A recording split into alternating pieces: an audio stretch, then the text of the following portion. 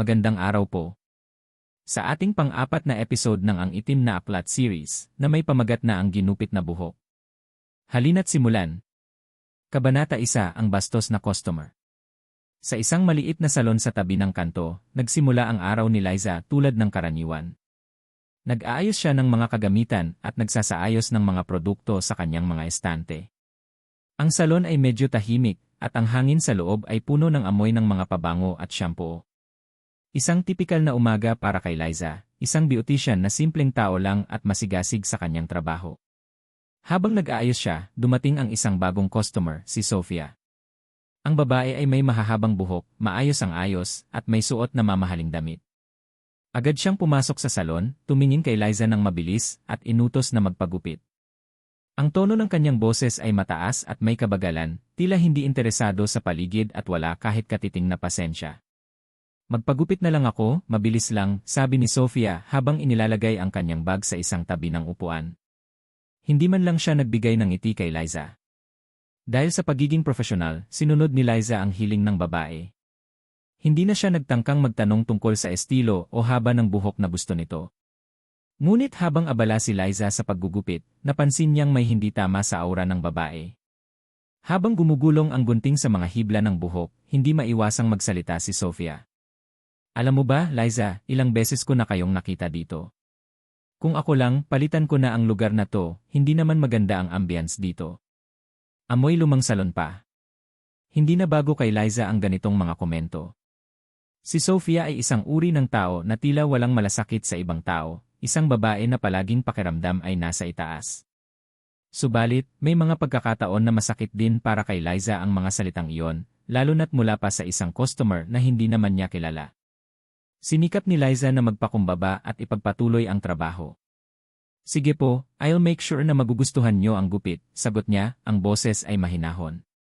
Ngunit sa loob-loob ni Liza, nagsimula ng kumulo ang kanyang galit. Habang ginagawa niya ang buhok ni Sofia, patuloy ang babae sa pang-insulto. Sana naman yung mga ginamit niyo dito hindi yung mga luma na. Hindi ba kayo marunong mag-upgrade ng equipment? Tanong ni Sofia na may kasamang mataas na tawa.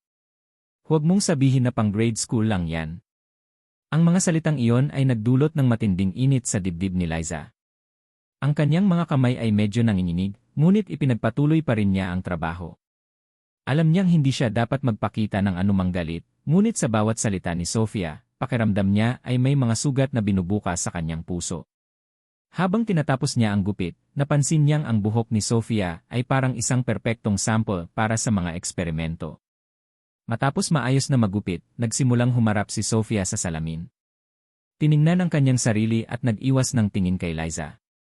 Hindi ko akalain na kaya mong maggupit ng maayos, sabi ni Sofia, at bahagyang umiti, ngunit ang mga mata niya ay tila naglalaman ng pang-aalipusta. Si Liza ay nagpatuloy sa paglilinis ng paligid. Ngunit sa bawat hakbang, ang galit at pagkainis na nadarama ay unti-unting tumitindi. Sa mga salitang binitiwan ni Sofia, ang mga pangarap ni Liza na magkaroon ng maganda at matibay na salon ay tila nawawala sa kanyang isipan. Nagdulot sa kanya ng matinding hinagpis ang bawat insulto. Habang nag-aayos ng mga gamit, biglang sumagi sa isipan ni Liza ang isang ideya. Gamitin ang buhok ni Sofia laban sa kanya. Hindi pa rin nawawala ang puot ni Liza at nagsimula siyang magplano ng isang lihim na hakbang. Alam niyang sa ganitong pagkakataon, may paraan siya upang maghiganti. Nais niyang ipadama kay Sofia ang bigat ng mga salitang binitiwan nito sa kanya. At ang isang lihim na planong gamit ang buhok na iniwan ni Sofia ay magsisilbing pagkuha ng hustisya para kay Liza. Ngunit hindi niya alam na ang buhok na iyon ay may kasaysayan, at ang mga pangyayari ay magsisimulang magbukas ng pinto sa isang madilim na landas na hindi na madaling balikan. Kabanata 2, Ang Lihim na Plano. Sumunod na araw, ang kaisipan ni Liza ay puno ng galit at plano. Isang gabi na puno ng pangarap ang nawasak sa mga salita ni Sofia. Minsan na niyang narinig ang mga kwento tungkol sa mga mangkukulam at mga itim na mahika, pero hindi siya naniniwala. Ngunit ngayon, ang ideya ng paghihiganti ay nag-ugat sa kanyang isipan, at hindi niya na kayang palampasin ang pagkakataon. Sa isang maliit na silid sa likod ng kanyang salon, inipon ni Liza ang mga gamit na kailangan para sa kanyang lihim na plano. May mga libro siya na kinuha mula sa isang lokal na tindahan ng antigong gamit. Isa itong lumang aklat na nagsasaad ng mga ritual ng kulam at mahika. Ang mga katulad ni Sofia, na may malupit na ugali, ay hindi makakaligtas mula sa mga ganitong kapangyarihan. Habang binabaliktad ni Liza ang mga pahina, napansin niyang may mga sinaunang simbolo at mga formula para sa paggawa ng kulam. Isa sa mga pinaka-epektibong ritual ay ang paggamit ng buhok ng isang tao bilang koneksyon sa kanilang kaluluwa at katawan. Inisip ni Liza na maaaring ang buhok ni Sofia, ang gupit na iniwan nito sa salon, ay magiging susi upang maghiganti. Ang mga galit na nararamdaman ni Liza ay hindi na kayang pigilan. Ang mga alaala ng hindi magandang trato ni Sofia ay patuloy na pumapasok sa kanyang isipan. Kaya't sa bawat hakbang ng paghahanda ng ritual, natutuklasan niya na hindi na siya lamang ang maghihiganti, ang mga puwersa ng kadiliman ay makikialam, at magsisimula ang isang paglalakbay na magdadala ng takot at panganib. Gabi ng ritual. Habang ang salon ay nagiging tahimik at nag-uwian na ang mga tao, si Liza ay nagtitipon ng mga kagamitan sa kanyang maliit na kwarto sa likod ng salon. Inilabas niya ang buhok na kanyang itinago mula kay Sofia, isang bundle ng mga makapal at mahabang hibla ng buhok. Ipinahid niya ang langis na may halong ilang halamang gamot at itim na asin na matagal nang ginagamit sa mga ritual ng kulam. Sa ilalim ng malabong ilaw ng isang kandila, inilagay ni Liza ang buhok sa isang maliit na altar na ginawa niya sa ibabaw ng mesa. Kumuha siya ng isang itim na piraso ng tela at inilatag ito sa ibabaw ng altar. Sinimulan niyang iguhit ang isang simbolo sa paligid ng buhok gamit ang abo mula sa kahoy. Habang ginagawa ito, ang malamig na hangin ay dumaan sa silid, na tila nagdudulot ng kilabot sa kanyang katawan. Sa kanyang isipan, nagsimulang magdasal si Liza ng mga salitang hindi niya batid. Ang mga kataga ay lumabas mula sa kanyang labi nang hindi niya namamalayan. Parang may ibang boses na kumukontrol sa kanyang katawan, na siya na lang ang naglalakad ng sunod-sunod. Sa kanyang mga mata, nagsimulang magliwanag ang buhok ni Sofia sa isang madilim na aura, at ang hangin sa paligid ay nagbago ng itsura, tila ba ang bawat kanto ay punong-puno ng mga anino. Ang di makita na nilalang. Sa gitna ng ritual, isang bagay na hindi kayang ipaliwanag ni Liza ang nagsimula ng magpahayag ng sarili. Isang malamig na presensya ang pumasok sa kwarto, at ang mga pader ng salon ay tila nag-uumapaw ng kalungkutan at dilim. Sa kanyang mata, isang dilaw na ilaw ang kumikislap sa bawat gilid, at naramdaman niyang may mga mata na nagmamasid sa kanya mula sa dilim. Ang buhok ay nagdadala ng kapangyarihan, boses ng isang hindi nakikita, ngunit naririnig na nilalang ang gumalaw sa paligid. Ang mga salita ay hindi makalabas mula sa mga labi ni Liza, ngunit naramdaman niyang tinitingnan siya ng mga mata ng isang maligno o isang espiritu na naugnay sa kulam. Huwag mong patagilid na ibalik ang iyong sinimulang ritual. Ang boses na iyon ay bumangon mula sa isang lugar sa ilalim ng kanyang sariling kaluluwa. Hindi natatakot si Liza, ngunit isang mabigat na presensya ang dumarating sa kanyang katawan. Walang magawa, kundi ang magpatuloy at tapusin ang ritual, upang makuha ang hinihiling na paghihiganti. Pagdapo ng takot. Sa huli, natapos ni Liza ang ritual, ngunit may naramdaman siyang matinding takot. Hindi lamang dahil sa ginawa niyang kulam, kundi dahil alam niyang nagbigay siya ng daan sa isang bagay na hindi na kayang kontrolin. Tila ba may isang nilalang na sumama sa bawat hibla ng buhok ni Sofia, isang puwersa na hindi magpapatawad at maghihintay ng pagkakataon upang maghiganti. Hindi pa rin lubos na alam ni Liza kung ano ang susunod na mangyayari. Ngunit naramdaman niyang nagsimula ng magbukas ang pinto ng mga puwersang hindi kayang sugpuin. Ang buhok ni Sofia ay hindi lang basta buhok. Ito ay naging tulay sa isang madilim na puwersa. Habang papalapit ang gabi, ang katawan ni Liza ay nagsimulang magpalakas ng malamig na panginginig. Ang kwarto ay tila nagiging mas madilim, at sa bawat oras ng paglipas, tila may mga anino na patuloy na nagsusunod sa kanyang likuran. Ang ginupit na buhok na iniwan ni Sofia ay nagsimula ng magdala ng mas malaking pighati sa buhay ni Liza. Kabanata 3, ang pagbabalik ni Sofia. 3 araw na ang lumipas mula nang magsimula si Liza ng ritual gamit ang buhok ni Sofia. Ang mga kaganapan ay tila humupa, ngunit may kakaibang pakiramdam na patuloy na sumasakal kay Liza. Bawat gabi, nararamdaman niyang tila may mga mata na nakamasid sa kanya mula sa dilim. Ang hangin sa paligid ay laging malamig, at ang kanyang mga panaginip ay puno ng hindi maipaliwanag na mga imahe ng dilim at pighati. Sa araw ng pagbalik ni Sofia sa salon, hindi pa rin alam ni Liza kung ano ang eksaktong mangyayari. Habang gumagawa siya sa likod ng salon, narinig niya ang tunog ng pintuan ng salon na binuksan. Nang lumingon siya, nakita niyang pumasok si Sofia, ang mukha ng babae ay may galit na nakatago. Wala akong ibang masabi kundi ang pangit ng pakiramdam ko, sigaw ni Sofia habang naglalakad papunta sa upuan. Saan ko ba nakukuha to? Hindi ko kayang maging normal. Nakakabaliw. Hindi alam ni Liza kung ano ang nangyayari kay Sofia, ngunit may naramdaman siyang hindi maganda. Nais niyang hindi pansinin ito, pero ang tingin ni Sofia ay puno ng galit at kaba. Agad na umupo si Sofia sa upuan, ngunit tila hindi pa rin siya makapagsalita ng maayos. Anong nangyari po? Tanong ni Liza, ang boses ay may halong takot. May nararamdaman po ba kayong kakaiba? Hindi sumagot si Sofia agad. Tinutok lang nito ang mga mata sa salamin at nagtingin sa sarili. Ang mga mata ni Sofia ay kumikislap ng dilim, at ang mukha niya ay tila nagbabalik sa isang kakaibang itsura, parang may mga anino na bumabalot sa kanyang katawan. Si Liza, bagaman nagtataka, ay nagpatuloy sa trabaho. Ako'y hindi na normal, ang sigaw ni Sofia. Gabi-gabi ko nang nararamdaman may mga nilalang na sumusunod sa akin. Hindi ko na kayang kontrolin ang sarili ko. Ang mga mata ni Liza ay naglalaman ng takot.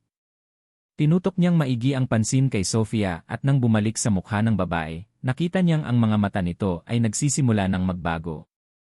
May kakaibang kislap sa mga ito, parang may mapanlinlang na puwersa na dumadaloy sa loob ng katawan ni Sofia. Huwag mong gawing biro ang lahat ng ito. Hindi mo ba alam na ikaw ang may kagagawa nito? Sabi ni Sofia habang hawak ang buhok, na parang may kasamang takot at pagnanais na maghiganti. Binigyan mo ako ng masamang kapalaran, hindi ba? Hindi ko alam kung anong klaseng masamang ritual ang ginawa mo, ngunit nagsisimula na akong mawalan ng kontrol. Saka lang ni Liza napansin ang kakaibang panginginig sa katawan ni Sofia. Tila ba ang katawan nito ay nagsisimulang magbago, parang isang nilalang na hindi na tao, kundi isang nilalang ng dilim. Paumanhin, Sofia, hindi ko po sinasadya, nagsimulang manginig ang boses ni Liza. Hindi ko po alam kung anong nangyayari sa inyo. Ngunit hindi na narinig pa ni Liza ang anumang sagot. Nagmadali si Sofia na tumayo at tinanggal ang kanyang bag, hindi mo ba alam? Wala nang pagkakataon para magsorry, sigaw ni Sofia, na may hawak na isang maliit na itim na pusa na dati ay hindi niya dala. Ang pusa ay nakatingin kay Liza nang may kakaibang galit sa mga mata nito, at ang tunog ng mga kuko ng pusa ay kumikilap-kilap sa likod ng kanyang isipan. Tila may mga puwersang hindi kayang ipaliwanag ang umaabot mula sa katawan ni Sofia, patungo kay Liza. Ang pusa ay naging simbolo ng isang masamang puwersa na unti-unting nagkakaroon ng lakas. Isang anino na hindi na kayang kontrolin ni Liza. Bumangon si Sofia mula sa upuan, at sa kanyang mga mata, lumitaw ang isang madilim na kalikasan. Hindi ka na makakaligtas sa ginawa mong ito, Liza. Hindi ko na kayang itago ang aking tunay na anyo, sabi ni Sofia. Dahil ang isang mangkukulam, tulad ko, ay hindi kayang magpatawad. Tinutok ni Sofia ang kanyang mga kamay sa direksyon ni Liza. Ang malamig na hangin ay dumaloy sa paligid ng salon, at sa loob ng ilang segundo, naramdaman ni Liza ang matinding puwersa ng enerhiya na humaplos sa kanyang balat. Tila ba ang buong katawan niya ay nagiging malamig, at ang mga mata niya ay nagsimula ng lumabo. Tinutok ni Sofia ang mga mata kay Liza, at tila may naramdaman siyang isang malupit na kabangisan sa kanilang saloobin. Ngayon, mararamdaman mo ang galit ko.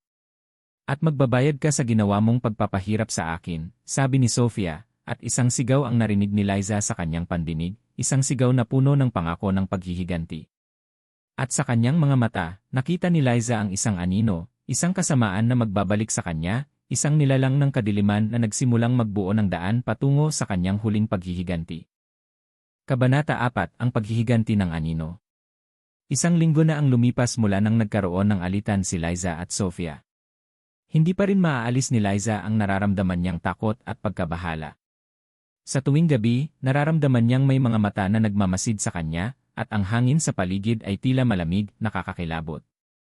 Hindi niya kayang ipaliwanag kung ano ang nararamdaman niyang puwersa, pero alam niyang nagsisimula ng magbago ang lahat ng iyon. Habang naglilinis sa kanyang salon, si Liza ay naiinis na parang may mga anino na sumasabay sa kanyang mga kilos. Hindi na siya makapag-concentrate sa mga gawain. Ang kanyang mga panaginip ay puno ng mga nakakatakot na imahe ng isang dilim na pumapalibot sa kanya, at tila ba may mga nilalang na nagsusubok na sirain siya. Ang pusa na hawak ni Sofia ay hindi na rin mawala sa kanyang isipan. Anong nangyayari sa akin? Bulong ni Liza sa sarili. Ano itong pakiramdam ko?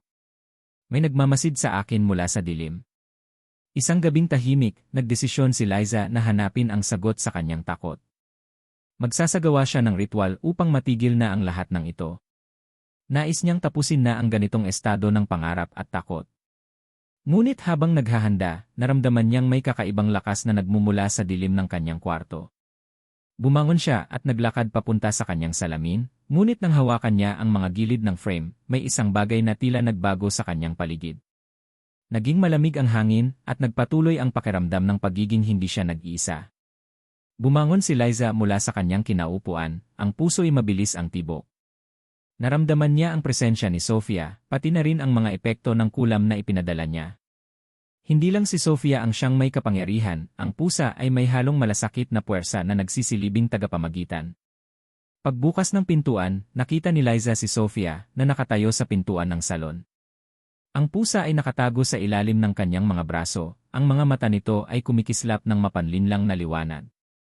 May nararamdaman akong kakaiba, sabi ni Sofia, ang kanyang boses ay puno ng hindi maipaliwanag na galit. Nararamdaman ko ang iyong takot. Hindi na ako makakapayapa hanggat hindi ko natutupad ang aking layunin. Si Liza ay napatigil, ang katawan ay pinipigilan ang pagyuko sa matinding takot na nararamdaman. Nasa harapan niya si Sofia, at ang aura ng pusa ay naglalabas ng kakaibang enerhiya. Maaari bang mag-usap tayo, ang sagot ni Liza, ngunit ang kanyang boses ay nanginginig. Ano ba talaga ang gusto mong mangyari? Ang gusto ko lang ay maramdaman mong lahat ng sakit na naidulot mo sa akin, sabi ni Sofia, ang kanyang mga mata ay nagsimulang magbago, naging dilaw na may mga patak ng dugo. Tila ba ang kanyang anyo ay nagsisimulang mabago? Ikaw ang may kagagawa ng lahat ng ito, Liza. Hindi mo man ito sinadyang gawin, pero ang mga epekto ng iyong ginawa ay bumabalik sa iyo. Liza ay napaatras, ang kanyang katawan ay puno ng panginginig. Hindi ko na kayang itago pa ang ginawa ko. Nagkamali ako. Kung masama man ang naging layunin ko, ipagpaumanhin mo ako. Hindi sumagot si Sofia. Ang tanging naririnig lamang ni Liza ay ang tunog ng malalalim na hininga mula sa babae, at ang malamig na hangin na nagsimulang magpalakas. Ang pusa, na tila nagkaroon ng sariling buhay, ay tumayo at mabilis na tumakbo sa direksyon ni Liza. Ang hinihiling mo ay hindi madaling ibigay. Ang iyong paghihiganti ay magmumula sa madilim na puwersa, sabi ni Sofia, habang ang pusa ay dahan-dahang umakyat sa katawan ni Liza. Ang iyong mga paa ay magugulo at ang iyong mga pangarap ay mababali. Mararamdaman mo kung paano ang pagdanas ng aking galit. Nang tumingin si Liza sa pusa, nakita niyang may mga mata itong parang nilalang mula sa isang liblib na dimensyon. Mabilis niyang iniiwasan ito, ngunit ang pakiramdam ng malamig na enerhiya na nagsimulang magdulot ng matinding sakit sa kanyang katawan ay hindi niya kayang suwayin. Ang pusa ay parang isang espiritu na sumama sa kanya, habang si Sofia ay tila nagiging isang ibang nilalang, isang mangkukulam na hindi na tao. Ang mga kahinaan mo ay nagiging aking lakas, sabi ni Sofia, ang kanyang katawan ay nagsimulang magdilim. Ang kanyang mga mata ay lumalaki, at ang kanyang mukha ay nagiging matalim at mabagsik. Sa bawat gabing lumilipas, ikaw ay magiging aking laruan. Mabilis na humaplos si Liza sa kanyang dibdib, pero ang sakit na nararamdaman ay mas matindi kaysa sa mga nakaraang araw. Si Sofia at ang pusa ay nagsanib ng lakas upang pahirapan siya. Ang mga anino na nakapaligid sa kanila ay nagsimula ring magbago, nagiging parang malupit na mga nilalang na nais sumakop sa katawan ni Liza. Hindi kayang itagilid ni Liza ang mga mata, at naramdaman niyang dahan-dahan siyang nawawala sa kanyang katinuan. Ang hangin ay umiikot sa kanyang katawan, at habang ang mga mata ni Sofia ay nagsimulang mag-iba, si Liza ay nakuha ng ganap ng mga anino na nagpatibay sa puwersa ng kulam na pinasok sa katawan niya. Nawala ang lahat ng kulay mula sa kanyang mga mata, at ang kwarto ay naging ganap na dilim. Kabanata 5, ang kasunduan ng dilim. Ang dilim na bumalot sa katawan ni Liza ay tila walang hanggan. Sa kanyang mga mata, nararamdaman niyang ang mga anino sa paligid ay nagsisimulang magsalita, hindi sa kanyang tainga, kundi sa kanyang isipan. Ang hangin sa kanyang paligid ay nagsimulang magpalakas, at sa bawat paghinga niya, tila siya ay nauubos ng isang masamang puwersa. Ang mga mata ni Sofia, na kanina ay nagsimulang magbago, ay patuloy na nakatingin kay Liza, na parang siya ay pinagmasdan ng isang mangkukulam na nagmamasid ng kanyang kaluluwa. Hindi na kayang magsalita ni Liza. Ang sakit na dulot ng enerhiya ng pusa at ni Sofia ay hindi matitiis. Ang kanyang katawan ay tila naging mabigat at ang kanyang mga kamay ay nagsimulang mangalay. Isang matinding panginginig ang dumaloy sa kanyang katawan, wala siyang magawa kundi ang sumunod sa alon ng puwersa. Ito ang magiging buhay mo mula ngayon, sabi ni Sofia, ang kanyang boses ay may kasamang kasiguruhan at galit. Ang ginawa mong kasalanan ay hindi malilinis ng simpleng paghingi ng tawad. Naglakad si Sofia papunta kay Liza, ang mga mata nitong puno ng puot at paghihiganti. Hindi ko na kayang kontrolin ang mga puwersang ito. Binuksan mo ang pintuan ng dilim at ang iyong kaluluwa ay magiging bahagi na nito. Hindi na nakayanan ni Liza ang bigat ng pakiramdam, kaya't ang kanyang katawan ay bumagsak sa sahig. Tumama ang kanyang tuhod sa matigas na ibabaw, ngunit wala siyang lakas para mag-react. Pakiramdam niya ay parang ang kaluluwa niya ay naiiwan sa bawat galaw ng katawan. Ang bawat segundo ay parang isang taon na walang hanggan. Naramdaman ni Liza na may malamig na kamay na humaplos sa kanyang mukha. Dahan-dahan niyang itinayo ang kanyang sarili, at nang lumingon siya, nakita niyang si Sofia ay nakatayo malapit sa kanya. Ang pusa na hawak ni Sofia ay nakatingin kay Liza ng may matalim na mga mata. Wala ka nang makukuhang tulong pa, ang sabi ni Sofia, kasi ang iyong kaluluwa ay magsisilbing bahagi ng aking kapangyarihan. Ang isang mangkukulam na katulad ko ay hindi nagtatangi ng kalaban. Patawad? Hindi iyon sapat. Ang kulam ay hindi basta-basta mawawala sa isang simpleng paghingi ng tawad. Habang nagsasalita si Sofia, isang matinding puwersa ang nagsimulang mag-umpisa sa paligid. Nakita ni Liza ang isang kakaibang liwanag na nagsimulang mag-ikot sa kanyang katawan. Dahan-dahan siyang nakaramdam ng init mula sa mga kamay ni Sofia, at sa kabila ng lahat ng ito, natagpuan niyang hindi na siya makatawa, hindi na siya makagalaw. Ang kanyang kaluluwa ay nahulog sa mga kamay ng dilim. Nais ko lang mapagtanto mo, Liza, na ang ganitong uri ng paghihiganti ay hindi malilimutan, patuloy ni Sofia. Gamitin mo ito bilang isang babala para sa lahat na may gustong maglaro sa apoy. Si Liza, na ngayon ay nawawala na sa kanyang mga sarili, ay hindi na makapagsalita. Ang puwersa ng kulam ay sumanib na sa kanyang katawan, at sa huli, siya ay naging parang isang anino na humihingal at napapaamo ng isang madilim na kapangyarihan. Ang mga mata niya ay halos walang ekspresyon, at ang kanyang isip ay unti-unting nawawala sa mga puwersa ng pagkatalo. Hindi ko pa tapos, patuloy ni Sofia. Ikaw ay magiging bahagi ng aking mga pangarap, Liza. Ang mga anino ng iyong kaluluwa ay magiging mga sandata ko. At sa bawat hakbang ko, ikaw ay magiging isang anino ng aking mga layunin. Sa kabila ng lahat ng pangako ng kasamaan na ipinapakita ni Sofia, may naramdaman si Liza na isang malupit na pighati. Tila ba ang kanyang kaluluwa ay unti-unting nauubos, at siya ay walang kalaban-laban sa mga puwersang pinapalakas ni Sofia. Ang mga anino na nagsimulang magpalakas sa kanyang katawan ay hindi na pwedeng suwayin. Ang bawat galaw ay tila nakakabit sa kasamaan, at sa kanyang puso, siya ay naguguluhan. Pero hindi pa tapos, sabi ni Liza sa sarili sa isang malamig na tinig. Hindi ko ito hahayaan.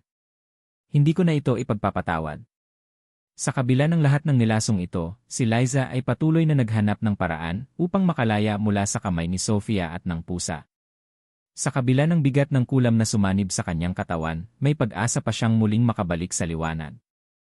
Ngunit hindi niya alam kung gaano kalakas ang mga puwersa ng dilim na patuloy na humahaplos sa kanyang kaluluwa. Kabanata 6, ang paglaban ng kaluluwa. Ang gabi ay patuloy na naging magaan para kay Sofia, ngunit para kay Liza, isang gabi ng walang katapusang pighati at takot. Sa mga mata ni Sofia, siya ay nagtagumpay. Ang kulam na ipinadala niya kay Liza ay nagbunga ng isang tagumpay, ngunit sa kabila ng lahat, may isang maliit na bahagi ng kaluluwa ni Liza na hindi pa rin sumusuko. Hindi kayang ipaliwanag ni Liza ang pakiramdam ng pagkatalo. Ang bawat paghinga niya ay may kasamang sakit, at ang bawat galaw ng kanyang katawan ay tila sinasamahan ng malamig na hangin.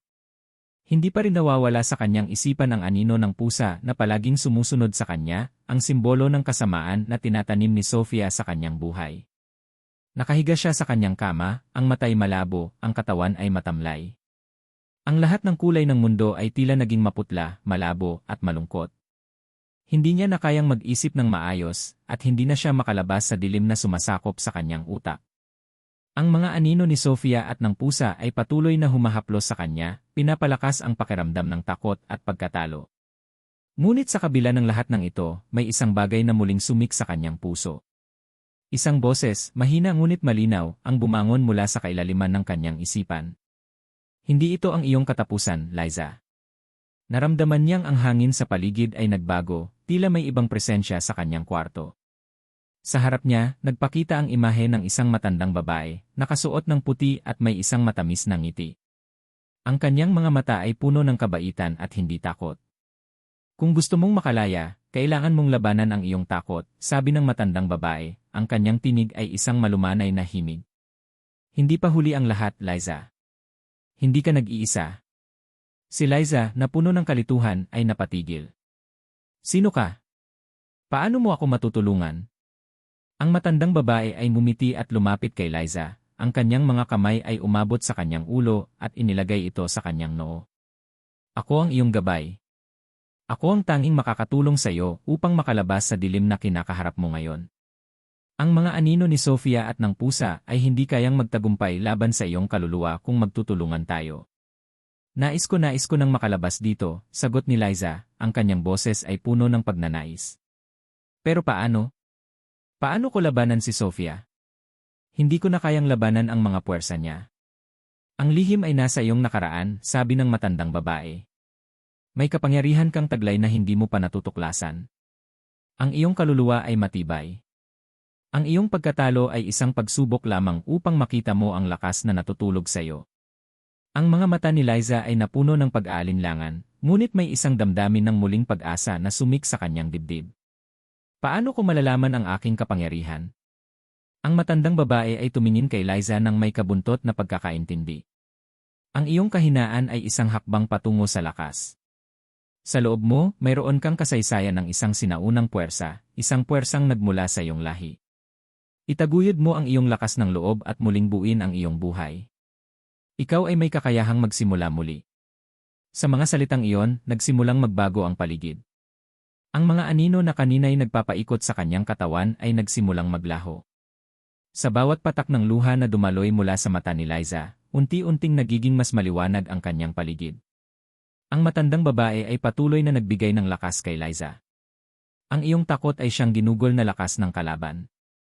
Ang paglabas mo mula sa dilim ay magbibigay liwanag sa iyong landas. Huwag mong hayaang manalo si Sofia.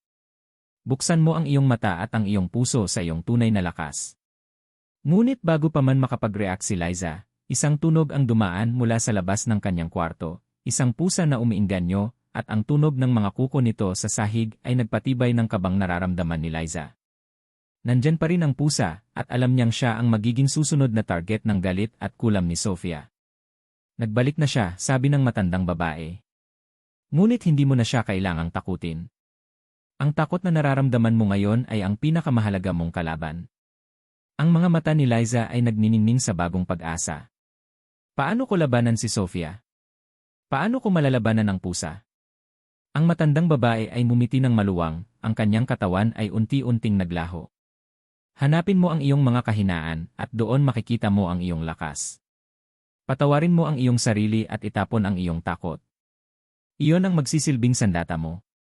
Bago tuluyang maglaho, iniwan ng matandang babae ang isang malakas na mensahe. Ang tunay na lakas ay nagmumula sa iyong pag-aalaga sa sarili.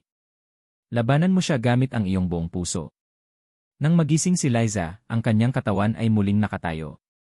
Tumingin siya sa salamin, at sa kabila ng lahat ng nangyari, nakita niya sa mga mata niya ang hindi matitinag na tapang. Ang takot na nararamdaman niya ay unti-unting napapalitan ng lakas ng loob. Nais niyang magbagong buhay, magsimula muli, at sa kanyang susunod na hakbang, ipaglalaban niya ang kanyang kalayaan mula kay Sofia at sa pusa. Kabanata 7, ang pagtuntong sa liwanag. Ang unang liwanag ng araw ay sumilip sa bintana ni Liza, ngunit sa kabila ng sinag ng araw, ang kanyang puso ay puno pa rin ng takot.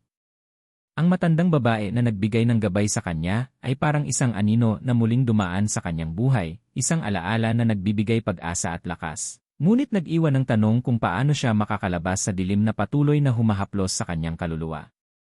Habang pinagmamasdan ang kanyang sarili sa salamin, naramdaman ni Liza ang isang matinding kaba na kumakalabit sa kanyang dibdib. Ang mga anino ng kulam at ang pusa ni Sofia ay patuloy na sumusunod sa kanya. Ang mga paalala ng kalupitan ni Sofia ay parang mga kalabit na hindi matanggal sa kanyang isipan. Ngunit may isang bagay na hindi maipaliwanag, ang lakas na natutunan niyang galugad, ang lakas na nagmumula sa kanyang puso. Hindi siya pwedeng magpatalo. Hindi na siya magiging biktima ng mga puwersa ng dilim. Ang matandang babae ay nagsabi sa kanya na ang lakas ay hindi laging makikita sa labas. May mga bagay na nagmumula sa loob, at ito na ang oras upang tuklasin ang kanyang sariling kapangyarihan. Bumangon si Liza at nagsuot ng damit na dati niyang ginagamit, ang mga paborito niyang kulay na hindi niya na nagsusuot mula nang magbago ang lahat. Ang simpleng pagdadamit na ito ay nagsilbing hakbang upang muling buuin ang kanyang sarili. Nais niyang sumubok magsimula muli. Tumayo siya sa harap ng pinto ng kanyang unit at nag-isip ng ilang sandali. Sa bawat hakbang niya, naiisip niya ang mga pangako ng pighati at takot na dulot ni Sofia. Ngunit sa mga pagpikit ng mata, naramdaman niya ang lakas na nagmumula sa loob, ang lakas ng kanyang pagnanais na makalaya. Ang lakas na dulot ng pagmamahal sa sarili. Hindi niya alam kung ano ang susunod na mangyayari, ngunit naramdaman niya na sa bawat hakbang na gagawin niya, mas lalapit siya sa kanyang kalayaan. Nagmumuni si Liza habang naglalakad papuntang opisina. Sa kanyang isipan, ang nakaraan ay bumangon. Si Sofia. Ang ginupit na buhok. Ang pusa. Lahat ng ito ay puwersa ng masamang kapalaran, at si Liza ay hindi na magiging biktima. Nang makarating siya sa opisina, nakita niya si Sofia na abala sa kanyang mga gawain. Wala itong kaalam-alam na si Liza ay muling nagsisimula. Tumagilid ang mga mata ni Liza, nakita niyang si Sofia ay tinigasan ang mga mata, at tila may kakaibang ngiti sa labi nito. Dahan-dahan, naglakad si Liza patungo kay Sofia, ang kanyang mga mata ay puno ng tapang. Ang hangin ay parang nag-iba ng direksyon, ang pakiramdam ng takot na iniwasan niya ay unti-unting nawawala. Tumitig siya kay Sofia at nagsalita ng malumanay ngunit matibay na tinig.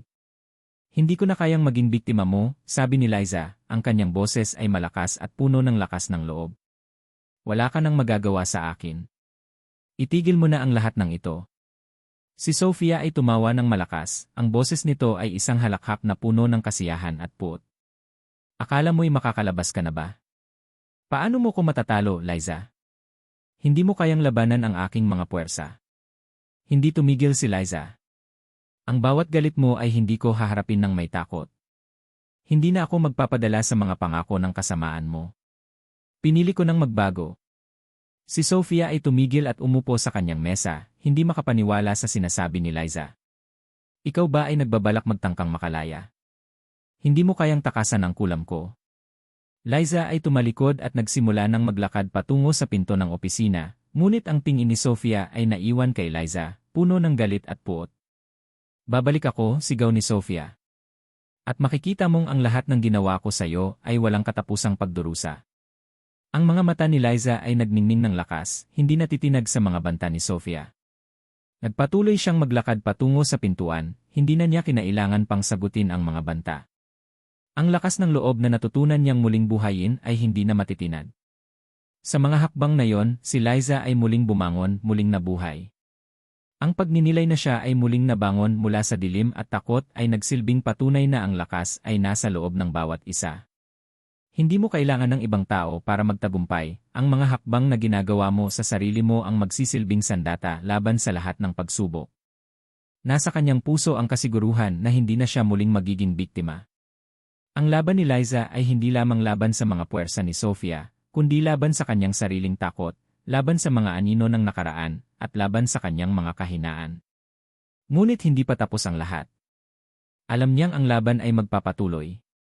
Ngunit ngayon, handa na siya. Handa na si Liza na ipaglaban ang sarili. Handa na siyang magtagumpay. Kabanata 8, ang huling laban. Habang ang araw ay patuloy na sumisikat sa kabuuan ng Maynila, si Liza ay nagsimula ng maglakbay patungo sa kanyang opisina, ngunit ang kanyang isip ay puno ng alalahanin. Ang lakas na nahanap niya sa loob ng kanyang puso ay hindi pa rin sapat upang mapawi ang lahat ng takot at kalituhan na iniwan sa kanya ng kulam na ipinadala ni Sofia. Ngunit isang bagay ang malinaw sa kanyang isipan, hindi na siya magiging biktima ni Sofia. Ang mga anino ng pusa ay patuloy na sumunod sa kanya, nagbabantay sa bawat hakbang na ginagawa niya. Para bang nagiging mas matindi ang presensya nito sa bawat araw na lumilipas. Hindi na ito ang pusa ng gabi na nang-aabala lamang. Ngayon, ang pusa ay nagsisilbing simbolo ng isang matinding galit, isang puwersa na muling buhayin ang lahat ng ginawa ni Sofia laban sa kanya. Naglakad si Liza sa makulay na kalye, ngunit ang mga mata niya ay tila nakatuto sa isang layunin. Walang pag-aalinlangan. Walang takot. Sa bawat kanto na kanyang tinatahak, ang kanyang mga hakbang ay matibay at puno ng determinasyon. Pagdating niya sa opisina, sinalubong siya ng matalim na tingin ni Sofia. Ang mga mata ni Sofia ay tila punong-puno ng kasinungalingan at puot. Para bang alam na nito na darating ang araw na magkakaroon sila ng isang huling labanan. Ang kaharian ni Sofia ay nagsisimulang magdulot ng takot sa kanyang mga kapwa-opisina, ngunit para kay Liza, ang laban na ito ay magsisilbing wakas ng lahat ng masama. Si Sofia ay patuloy na sumusubok na takutin si Liza, ngunit sa ngayon, alam ni Liza na siya na ang may hawak ng kapangyarihan. Sa harap ng kanyang kaaway, hindi siya natatakot. Pumunta si Liza sa kanyang mesa at nagsimulang magtrabaho ng walang halong pag-aalala. Hindi niya binanggit kay Sofia ang huling sinabi nitong, "Babalik ako," dahil para kay Liza, ito na ang huling pagkakataon na matutuklasan ni Sofia ang tunay na lakas ni Liza. "Nag-iisip ka ba kung paano ka makakalabas sa lahat ng ito, Liza?" tanong ni Sofia, ang boses nito ay may kabangisan. "Walang silbi ang mga pangarap mo. Walang makakataka sa kulam na ipinadala ko." Ang mga salita ni Sofia ay tulad ng matalim na mga pangil, ngunit hindi na siya natakot. Lumingon si Liza kay Sofia at sumagot ng malumanay, ngunit matibay. "Hindi mo ako matatalo. Hindi na. Wala ka nang magagawa. Hindi ko na kailangan ng kulam mo." Ang mga mata ni Sofia ay kumurap ng mabilis. "Ah, sigurado ka ba?" tanong niya, ang mga labi niya ay nakangisi ng may pagkabangis. "Nag-iisa ka lang. Walang makakatulong sa'yo. At kahit ano pang gawin mo, ang pusa ko ay magbabalik upang ituloy ang kulam ko." Liza ay huminga ng malalim at itinuwa ang mga kamay niya sa ibabaw ng kanyang mesa. Hindi siya nag-atubili. Sa halip, nagsimula siyang magsalita ng isang matinding dasal, isang dasal na hindi alam ni Sofia. Si Liza ay nagdasal ng buong puso, ang kanyang mga mata ay dumaan sa mga sulok ng kanyang isipan, humugot siya ng lakas mula sa matandang babae na nagbigay gabay sa kanya. Ang kanyang mga salita ay puno ng tapang at ang mga alon ng kapangyarihan ay unti-unting nararamdaman sa hangin. Ang matandang babae ay naroon sa bawat salitang binibigkas ni Liza. Tinutok ni Liza ang kanyang mga mata kay Sofia. Ang kanyang mga mata ay hindi na malabo at matamlay. Ang mga ito ay nagningning ng kasiguraduhan. "Nagawa ko na ang lahat ng kailangang gawin. Hindi ko na hahayaang muling magtagumpay ka." Si Sofia ay hindi makapaniwala. Hindi niya akalain na makakarating si Liza sa puntong ito. Ang mga kamay ni Sofia ay nagsimulang magkutitap, ang mga mata nito ay sumik ng galit at puot. "Hindi mo alam ang pinapasok mo, Liza. Magbabayad ka sa lahat ng ginawa mo." Bago pa makapagsalita si Sofia, narinig nila ang isang malalim na tunog, tulad ng isang pusa na gumagala sa silid. Hindi isang pusa lang, kundi isang nilalang na may kasamang madilim na lakas. Ang pusa na matagal nang nagbabantay sa paligid ni Liza ay nagpakita muli. "Ang pusa," ang sabi ni Liza ng malumanay. "Ito ba ang ginagamit mo laban sa akin? Hindi ko na kailangan ng takot. Kailangan ko na lang magtiwala sa aking sarili." Nagtaka si Sofia, hindi makapaniwala na hindi na natatakot si Liza. "Hindi mo kayang ipaglaban ang iyong sarili. Hindi mo kayang talunin ang aking kulam," sigaw ni Sofia. Ngunit sa kabila ng lahat ng banta, si Liza ay tahimik na tumayo at lumapit sa pusa. Bawat hakbang na ginawa niya ay parang pagpatibay sa sarili niyang kalakasan. Hindi siya nagpatalo sa anumang uri ng takot. "Ang takot mo ay hindi makakatulong sa akin, Sofia." "Wala na akong takot," sabi ni Liza ng may buong tapang. "Hindi mo na ako matatalo." Ang pusa, na noon ay tila isang nilalang ng kadiliman, ay biglang huminto. Ang mga mata nito ay nagbago, mula sa puot at galit ay naging maamo. Sa isang kisap mata, ang pusa ay naglaho, at ang madilim na presensya nito ay naglaho rin. At sa kabila ng lahat ng nangyari, si Sofia ay natigilan. Liza ay hindi na natatakot. Ang ginupit na buhok, ang kulam, at ang pusa ay hindi na makakabalik pa. Siya na ngayon ang may hawak ng kapangyarihan. Kabanata 9, ang katapusan ng kulam. Sa kabila ng lahat ng nangyari, nanatiling tahimik ang mga araw sa buhay ni Liza. Hindi na muling sumilay ang pusa, at ang mga anino ni Sofia na palaging humahabol sa kanya ay unti-unting naglaho. Tila ba ang lahat ng kulam na ipinadala ni Sofia ay unti-unting napawi, at ang hangin sa paligid ni Liza ay naging magaan. Ngunit sa kabila ng mga pagbabago, hindi pa rin siya makatulog ng mahimbing. Ang mga gabi ay masyadong tahimik, at sa tuwing ang dilim ay sumasakop sa kanyang silid, parang naririnig pa rin niya ang mga banta ni Sofia. Habang papalapit ang linggo ng kanyang pagpapasya, hindi pa rin sigurado si Liza kung ang mga masasamang pangyayaring iyon ay natapos na nga ba. Alam niyang sa bawat labanan, may mga pagtatapos na hindi ganap. Hindi niya rin alam kung may mga anino pang magbabalik mula sa nakaraan. Isang araw, habang siya ay nasa kanyang trabaho, nakatanggap siya ng mensahe mula sa hindi kilalang numero. Ang mensahe ay may kasamang larawan ng kanyang mga ginupit na buhok. Isang piraso ng buhok ang kumakatawan sa lahat ng kasaysayan ng puot na ibinato sa kanya ni Sofia. Mabilis ang kanyang tibok ng puso nang makita ang larawan. Bawat hibla ng buhok ay nagsisilbing alaala ng mga masasakit na karanasan. Babalik ako. Isang simpleng mensahe, ngunit puno ng banta. Ang takot ay muling bumangon sa puso ni Liza. Ngunit alam niyang hindi na siya pwedeng magpatalo. Sa huling pagkakataon, nagdesisyon si Liza na makipag-ugnayan sa matandang babae na nagbigay ng gabay sa kanya. Pumunta siya sa maliit na bahay ng matanda, ang lugar na hindi pa rin siya nakakalimutan, at nagbigay respeto sa kalikasan at ang mga puwersa na tutulong sa kanya upang ganap na matuldukan ang sumpa. Naglakbay si Liza patungo sa burol kung saan matatagpuan ang bahay ng matandang babae. Sa bawat hakbang na ginagawa niya, ramdam niyang ang lahat ng natutunan niyang lakas at tapang ay kinikilala ng kanyang kaluluwa. Dumating siya sa bahay ng matanda at tinanong kung ano ang susunod na hakbang. Tapos na ang mga pagsubok mo, anak, sabi ng matandang babae. Ang kulam ni Sofia ay naglalayag sa isang hindi natapos na pagsubok. Ngunit ang laban mo ay hindi lang laban ng takot. Kailangan mong ipaglaban ang iyong sarili sa huling hakbang ng tapang. Nag-isip si Liza. Huwag sanang muling magbalik si Sofia. Ngunit ang huling mensahe ni Sofia na nagsasabing, babalik ako, ay nagsimula ng magpabalik-balik sa kanyang isipan. May isang paraan pa, sabi ng matandang babae. Hindi mo lang kailangan talunin siya sa pisikal na mundo, kundi sa kapangyarihan ng iyong puso.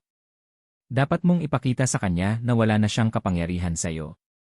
Nabighani si Liza sa sinabi ng matandang babae. Kaya't nagsimula silang magdasal, humihiling ng lakas at gabay mula sa kalikasan at mga espiritu ng liwanag. Sa bawat salitang binibigkas nila, nararamdaman ni Liza ang pag-agos ng bagong lakas. Ang kasaysayan ng galit at puot na ipinadala ni Sofia ay parang nagiging ulap na unti-unting nawawala sa hangin. Ngayon ay magsimula ka, sabi ng matanda na nagbigay ng isang piraso ng halamang gamot kay Liza. Ilagay mo ito sa ilalim ng iyong unan at ang iyong isipan ay magiging kalmado.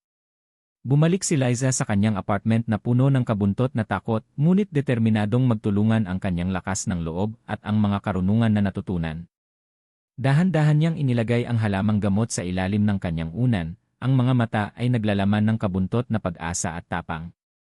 Noong gabing iyon, habang ang mga ulap ay dumaan sa ibabaw ng Maynila, si Liza ay nakatulog ng mahimbing. Walang anumang takot ang nagbalik. Sa halip, isang pakiramdam ng kapayapaan ang dumaloy sa kanyang katawan. Ang bawat pangarap ay puno ng liwanag at hindi na siya muling dinalaw ng mga anino. Samantalang si Sofia, mula sa kanyang madilim na mundo, ay nagmamasid kay Liza. Alam niyang natapos na ang lahat. Ang laban na ito ay natapos na. Hindi siya nagtagumpay. Nakita niyang ang pusa na siya ring ipinadala niyang puwersa kay Liza ay hindi na muling bumalik. Itinigil na ang lahat ng madilim na puwersa, at sa huli, si Liza ay nakatagpo ng kapayapaan sa kanyang sarili. Kabanata 10, ang pagwawakas ng laban. Bilang isang bagong umaga, si Liza ay nagising na may kabuntot na kapayapaan sa kanyang puso. Wala na ang mga anino ng pusa na palaging sumusunod sa kanya, at ang madilim na puwersa ni Sofia ay napawi na. Walang takot na gumising si Liza, at ang kanyang mga mata ay kumikislap na parang mga bituin sa gabi. Hindi na siya ang babaeng natatakot sa kulam. Sa mga nakaraang linggo, natutunan niyang tanggapin ang mga pagsubok na nagdaan sa kanya. Hindi siya sumuko sa lahat ng pinagdaanan, at ang lahat ng iyon ay nagbigay sa kanya ng bagong lakas at tapang. Sa kabila ng lahat ng iyon, natutunan niyang mahalin ang kanyang sarili at tanggapin ang lahat ng bahagi ng kanyang pagkatao. Pumunta siya sa isang cafe at umupo sa isang tabi, nag-iisip tungkol sa kanyang mga karanasan. Wala na ang takot na banta ni Sofia. Ang mga masasakit na alaala ay hindi na isang pilat na magbibigay sakit sa kanya. Napansin ni Liza na ang kanyang buhay ay nagsimula ng magbago. Hindi lamang siya nakaligtas sa mga pagsubok, kundi natutunan niyang magpatawad at magpatuloy. Isang araw, nakatanggap siya ng isang sulat mula kay Sofia. Ang sulat ay mabigat at puno ng pighati. Nagsorry si Sofia sa lahat ng ginawa niyang mali, at umamin na siya ay naiinggit sa tagumpay ni Liza. Sinabi ni Sofia na ang kanyang kulam ay hindi isang tunay na kapangyarihan, ito ay bunga lamang ng inggit at takot na hindi na niya kayang kontrolin. Habang binabasa ni Liza ang sulat, hindi siya galit. Sa halip, naramdaman niya ang awa para kay Sofia. Si Sofia ay isang tao na nahulog sa madilim na landas, at sa wakas ay nakatagpo ng kaliwanagan. Sumulat si Liza ng isang sagot sa sulat ni Sofia, at ipinadala ito sa pamamagitan ng isang magaan na hangin na dumaan sa bintana ng kanyang apartment. Hindi siya nagsalita ng masama o nagbigay ng parusa. Ang kanyang mensahe ay puno ng pag-unawa at pagpapatawad. Alam kong nagdaan tayo sa matinding pagsubok. Pero sa huli, natutunan ko ang isang bagay, ang tunay na kapangyarihan ay hindi nagmumula sa pagnanasa o inggit. Nagmumula ito sa pagpapatawad at sa lakas ng loob na magpatuloy sa kabila ng lahat. Naway makatagpo ka rin ng kapayapaan, Sofia.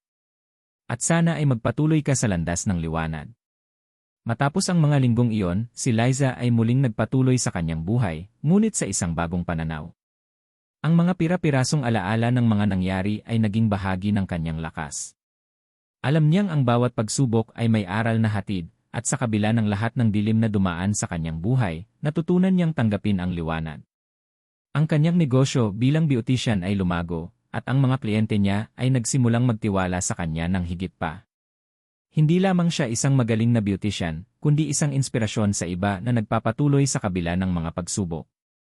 Sa huli, nahanap ni Liza ang kanyang sariling kapayapaan, at natutunan niyang higit sa lahat, ang pinakamahalaga ay ang maging buo sa kabila ng lahat ng pagsubok. At dito nagtatapos ang kwento ni Liza, ang kanyang laban sa kulam at ang kanyang pagtuklas ng tunay na lakas. Hanggang sa muli. Please subscribe po. Salamat. God bless.